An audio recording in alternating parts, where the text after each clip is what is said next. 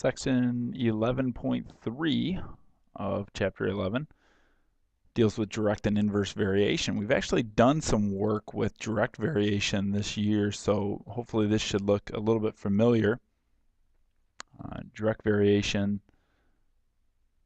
says that y divided by x equals k. This might look more familiar to you, or that y equals k times x. Those are the same equations. As a graph, direct variation looks like a straight line that always goes through the origin. Inverse variation model, instead of y divided by x equals k, is actually x times y equals k. Or if we solve it for y, k over x. And graphically, it looks like a curve approaching the x-axis.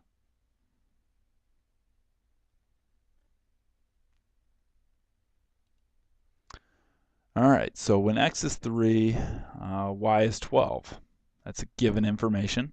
Find an equation that relates x and y in each case. So what about if x and y vary directly? Well, if x and y vary directly, then y divided by x should equal k. So y is 12, x is 3. That would make k 4. So our equation then, since y equals kx, would be y equals 4 times x. So that's if x and y vary directly. This would be our equation that relates x and y. What about if they vary inversely? Well, then x times y would equal k.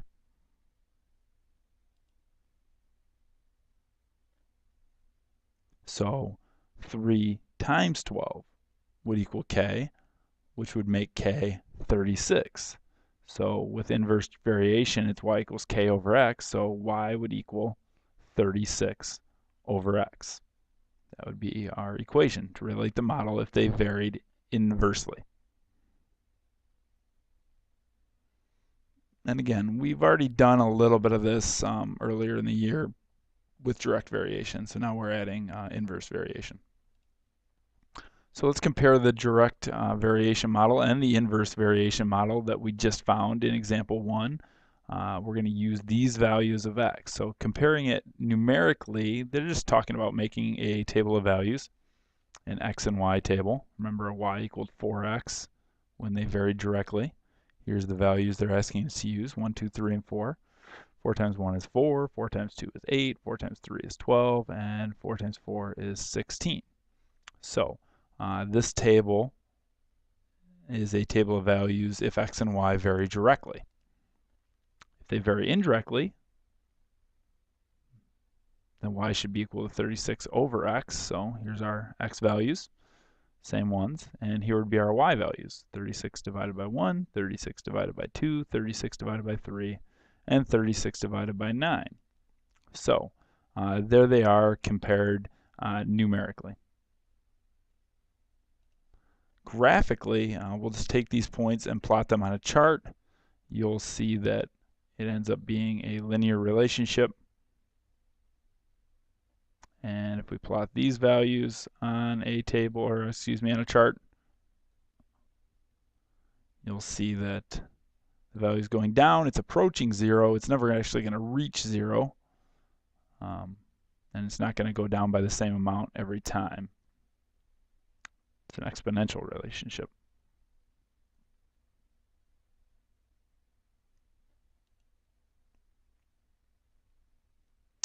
All right, so why don't you try this one? Decide if the data in the table shows a direct or inverse variation, and write an equation that relates the variables. Press pause, and when you press play, my solution will be waiting for you. Remember, your job is to just decide whether this is an inverse or direct variation, and then write an equation that actually relates x and y.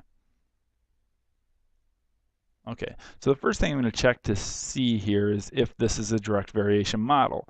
So with direct variation, y divided by x should equal k, and k should always be the same. So Let's try this. 12 divided by 1 is 12, but 6 divided by 2 is not 12. And right there I can tell that this is not a direct variation situation. With inverse variation, x times y equals k. So x times y should always equal the same number. 1 times 12 is 12, 2 times 6 is also 12, 3 times 4 is 12, and 4 times 3 is 12. So this is most definitely an inverse variation relationship. My equation would be y equals k over x, and since k is 12, y equals 12 over x. Okay, one more example for this section. This graph models the relationship between the time needed to paint a house and the number of painters needed. For the values shown, the time needed t and the number of painters n vary inversely. So they're telling us that it varies inversely. It's not necessarily obvious, but it's obvious that it's not direct variation looking at the graph. Part A says find an inverse variation model relating t and n. Well, with inverse variation, x times y should always equal k. They do give us one pair of x and y values, so we'll use that one to figure out what k is. 6 times 4.5 should equal k, so k should equal 27. All right, so now we've got enough information to do what they're asking us to do, and that's find an inverse variation model relating t and n. T is our y, so t equals k over n. Y equals k over x.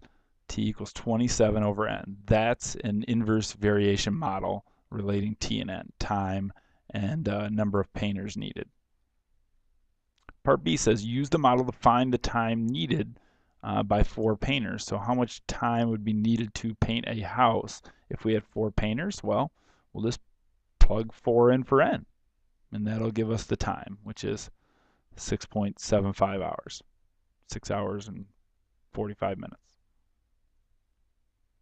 And then lastly, it says use the graph to determine how the time needed changes as the number of painters decreases. Okay, so what happens as the number of painters decreases as it goes from 10, 8, 6, 4, 2? What's happening to the time? The time is going up. So as the number of painters decrease, the time needed to paint the house increases. Okay, so that's all I have for you for section 11.3. Come in with your completed note sheet tomorrow, and we'll do this practice in class. Have a great night.